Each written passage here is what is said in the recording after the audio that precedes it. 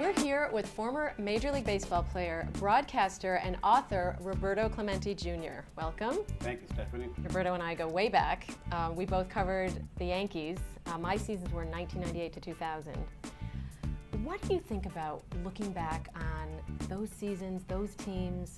What comes to mind for you? It was magic, right? Wow, for me, I feel so fortunate that era I was involved with that team and be able to broadcast those 98, 99, 2000. It was a fun team, a fun group of guys to work with. And, you know, to be able to say I called the World Series and I was involved in 3 in a row, that was very special. So do you feel like that's where you made your mark as a broadcaster? For me, it was great. This thing fell on my lap. I remember I came to New York for some meetings, and it was a Friday afternoon. And the guy that had the rights, he looked at me after the meeting. He says, "You know what? I think I can use you." I said, "What are you talking about?" He says, "You're perfect. You are perfect. You have the name. You have the charisma. I think you know about the game. You played the game."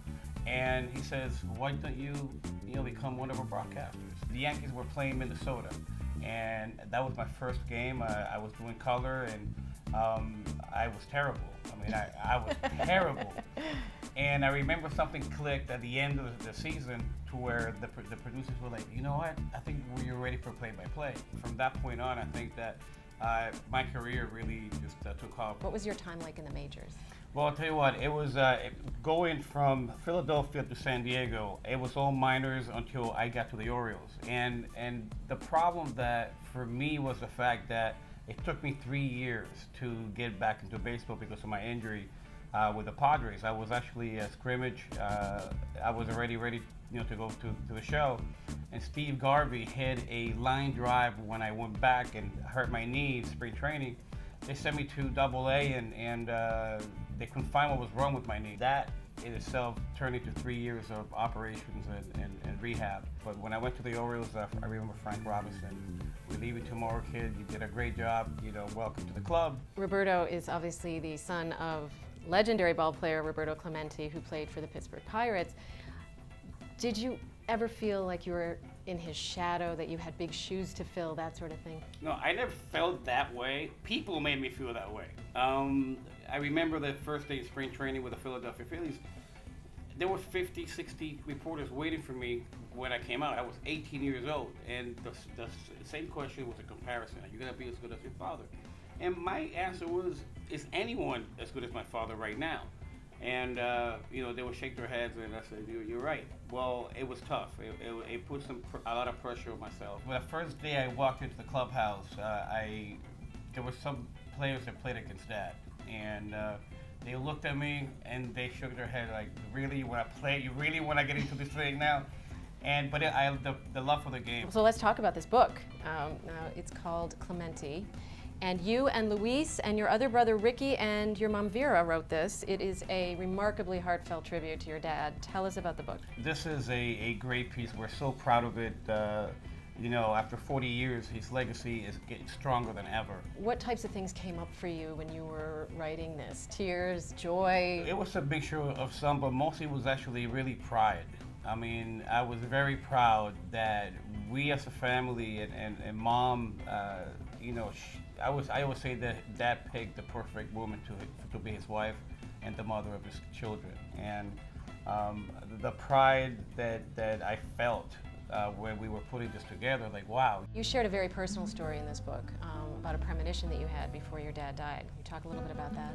Yeah, I mean, I can't even call it a premonition. It was more of a message. When I got to say good morning to Dad, the thing that came out of my mouth was, "Dad, don't get on that plane. That plane is going to crash." And he looked at me like, "I'll see you when I say no, the plane is going to crash." I was so sure of it at that point, but it was, I think back of that day, and it was just that message, and I don't know where it came from. We all know that his destiny was to, die the way he lived, and that day we lost a huge baseball player, a superstar, but a legend was born. I had a tough time crying after the accident because I felt guilty that I didn't do much to stop him from getting on the plane, And I can tell that in 2004, I had a connection, and he answered some questions for me. And the one thing that I knew was that I needed to complete his mission. I needed to go and leave on the 31st of December with a plane loaded with supplies for the people of Nicaragua. And that was in 2004. And days before the trip, ironically, was the same day that the earthquake hit in '72, the tsunami hit Southeast Asia. Wow.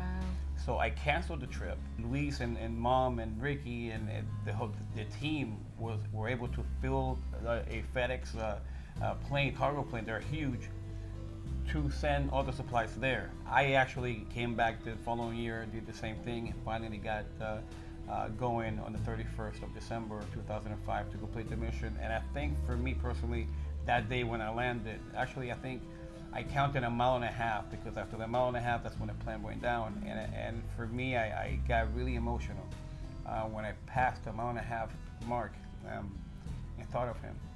So it was very emotional. I want to go to a picture that I absolutely love. This is my favorite in the book. This is a picture of you. Yes.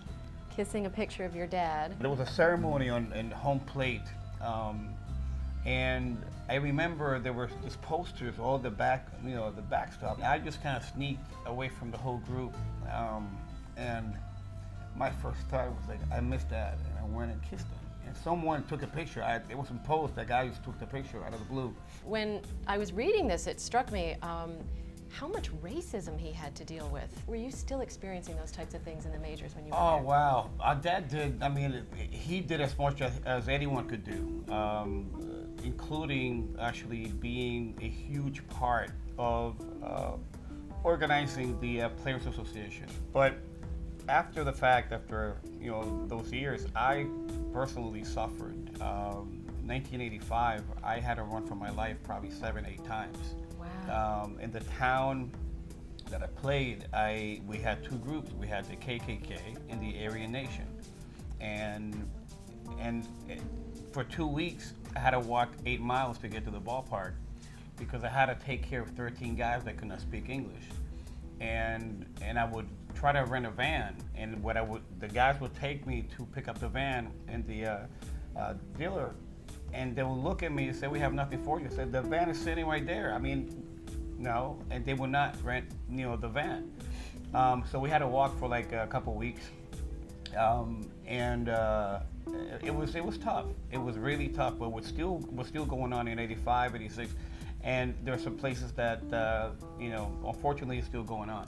What's the thing you remember most about your dad? Wow, there's so many. I remember there was a time that we were driving. You were driving in a convertible, and I just happened to get up. And he used to drive really fast, so I got up on the seat and I kind of wanted to jump. And because of the wind, obviously he's going real fast. I was going, and he thank God that he was so quick.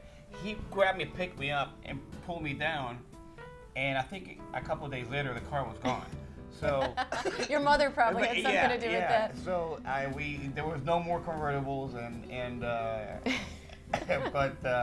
but I remember him, being with Dad in the car, and people driving, people screaming for him, and he would stop the car. He would shake their hands. He would see kids playing. He would go into the park and go and spend some time with them. That's the kind of guy he was. I loved reading that about him, that he thought all kids should play sports and they should be connected to sports and their parents. And he had such traditional family values. Absolutely. I know you were a little boy, but did he ever give you advice? What's the best piece of advice your dad ever gave you? I remember him saying, to respect people if you want to be respected. He would let his hair down behind closed doors, but once he walked out the door, he had a game face. And he demanded respect and respected, but he wanted us as children to respect others and to be able to get respected. Congrats on the book. Thank you. And thank you so much for being here. Thank you, Stephany. So good to see you. Great to see you.